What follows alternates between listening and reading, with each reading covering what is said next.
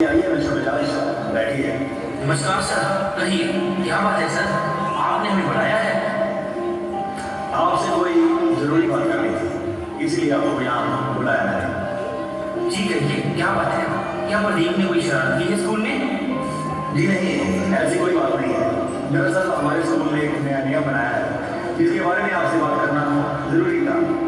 आज के बाद आप अपने बच्चे के साथ हिंदी या पंजाबी में बात नहीं करोगे, क्योंकि आपका बच्चा एक इंग्लिश मीडियम स्कूल का स्टूडेंट है। अगर आप इंग्लिश के अलावा किसी और भाषा में उससे बात करोगे तो वो इंग्लिश नहीं सीख पाएगा। उम्मीद करता हूँ कि आप हमारा साथ देंगे। लेकिन सर हमें तो इंग्लिश नहीं आती, क्योंकि हम एक हिंदी माध्यम स्कूल में पढ़े हैं और कभी हमने इंग्लिश में बात नहीं की। ये तो मुश्किल है, बहुत ही मुश्किल है सर हमारे लिए। मुश्किल तो है, लेकिन नामुमकिन नहीं। अगर आप कोशिश करेंगे तो थोड़ी ही देर में आप इंग्लिश बोलना सीख जाएंगे। लेकिन तब तक आप प्रदीप से बात नहीं करोगे, because rules are equal for all.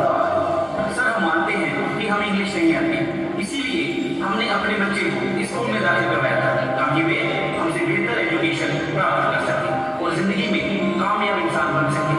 लेकिन इसका मतलब यह तो नहीं कि हम अपने बच्चे से सिर्फ इसलिए बात करना बंद कर दें क्योंकि हमें इंग्लिश नहीं आती। ये तो बहुत ही गलत बात है सर। आखिर वो हमारा खून है, हमने उसे पैदा किया है। बिल्कुल सही कहा आपने मिस्टर बजाज। हर माँ बाप यही चाहता है कि उसके बच्चे उससे आगे निकल जाएं और लाइफ में कामयाब हो। हर पीढ़ी के अंदाज के साथ सोच परिवर्तित हो जाती है, जिसे हम जनरेशन गैप कहते हैं। आप कहना क्या चाहते हैं सर, मेरे समझ में नहीं आया। क्या आप मानते हैं कि आपकी और आपके बेटे की सोच और सोचने के तरीके में अंतर है? बिल्कुल है सर, क्योंकि जो सुविधाएं हम अपने बच्चों को दे रहे हैं वो हमारे टाइम में नहीं हुआ करती थी। एक सवाल और मिस्टर बजाज, जो सुविधाएं आपको मिली थी क्या वो आपके पापा के टाइम में थी? बिल्कुल नहीं सर, तब तो स्कूल ही नहीं हुआ करते थे। अगर कोई अगर स्कूल हुआ भी करता था तो सारे बच्चे पढ़ने नहीं जाया करते थे। यही बात समझाने के लिए आपको यहाँ बुलाया था मिस्टर बजाज। क्या मतलब, साफ समझाइए सर, आप कहना क्या चाहते हैं? मतलब यह है कि आपके पापा के टाइम में स्कूल नहीं थे और टेक्नोलॉजी भी इतनी एडवांस नहीं थी। वो रेडियो का जमाना था मिस्टर बजाज। आपके टाइम में टीवी और लैंडलाइन जैसी सुविधाएं चलन में आ चुकी थी, लेकिन आपका बेटा जिस टाइम में पैदा हुआ है वो इंटरनेट का युग है। आज सबके पास मोबाइल, लैपटॉप, कंप्यूटर और हाईटेक टेक्नोलॉजी है। सरल भाषा में कहें तो टेक्नोलॉजी ने इंसान को भी हाईटेक कर दिया है। मगर आप यह सब मुझे क्यों बता रहे हैं सर? दरअसल हमने आज बच्चों का टेस्ट कर दिया था, जिसमें उन्होंने अपने ग्रैंड पेरेंट्स के बारे में लिखा है।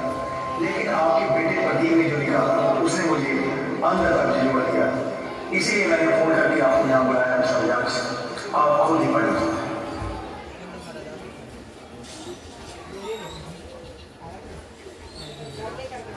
मेरा मकसद आपकी इज्जत करने का बिल्कुल नहीं था। आपका बेटा एक बहुत ही होशियार और होनहार हो जाती है। बच्चे तो बच्ची बेटी की तरह होते हैं मिस्टर बजाज। माँ बाप और अध्यापक उन्हें जिस तरह का देना चाहिए दे सकते हैं। बच्चे का दिमाग कंप्यूटर की हार्डवेयर की बात होता है। जिस तरह का डाटा और बातें हम उसे सेव करते जाएंगे उसी प्रकार के डाटा के साथ हो जाएगा। आज आप अपने बच्चे के दिमाग में उसके दादा-दादी के बारे में जो सोच विकसित कर रहे हो वह ना हो उसके साथ रहेगा। कल को वो पढ़ लिख जाएगा, उसकी शादी होगी। बस कीजिए सर, बस कीजिए। मुझे अपनी गलती का एहसास हो गया। जाने जाने में मुझसे मेरी बीवी से बहुत बड़ा पाप हुआ है सर, मुझे माफ कर दीजिए सर। चुप कर जाइए मिस्टर बजाज। अगर सुबह का बुरा हुआ शाम को बुरा लौटाए तो उसे बुरा नहीं कहते। अगर आप माफी मांग रही हैं तो मुझसे भी अपने माँ बाप से मांगिए। ये आपने बहुत धन्यवाद मिस्टर बजाज। आपने बिल्कुल ठीक कहा सर। मैं अपनी माँ और बाप का बहुत बड़ा गुनहगार और अपनी बेटी को ठीक कर दें। मैं आपसे वादा करता हूँ कि आज के बाद मैं प्रदीप को उसके दादा दादी से मिलने और बात करने से कभी मना नहीं करूँगा सर। ये हुई ना बात मिस्टर बजाज। चलिए आपके घर चलते हैं। आपके मम्मी पापा आपका इंतजार करेंगे।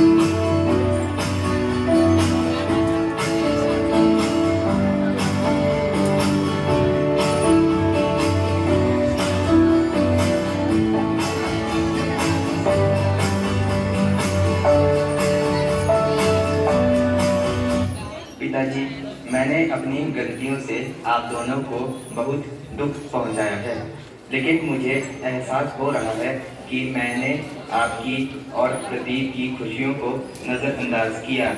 मुझे माफ़ कर दीजिए। मैं वादा करता हूँ कि मैं हर कदम पर आपका ध्यान रखूँगा ताकि आपके चेहरे पर एक बार फिर से मुस्कान ला सकूँ। माँ, आप मुझे एक मौका दें ताकि मैं खुद को बदल सकूं, आपका भरोसा जीत सकूं।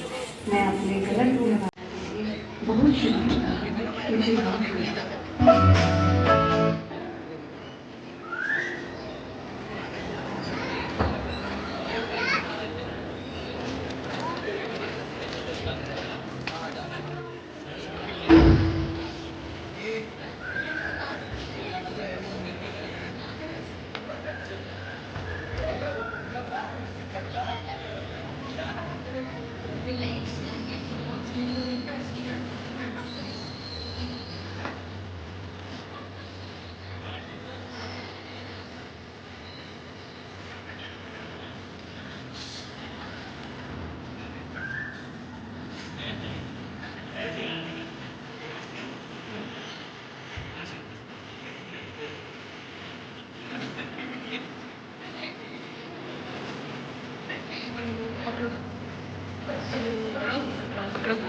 बस फिर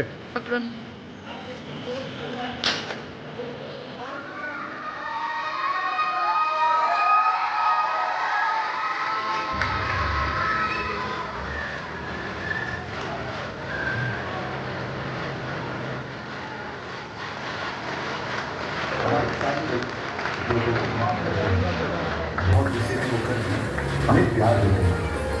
उनके होठों पर हमेशा दुआएं होती हैं। ऐसा करने वाले सिर्फ और सिर्फ हमारे ग्रैंड पेरेंट्स होते हैं।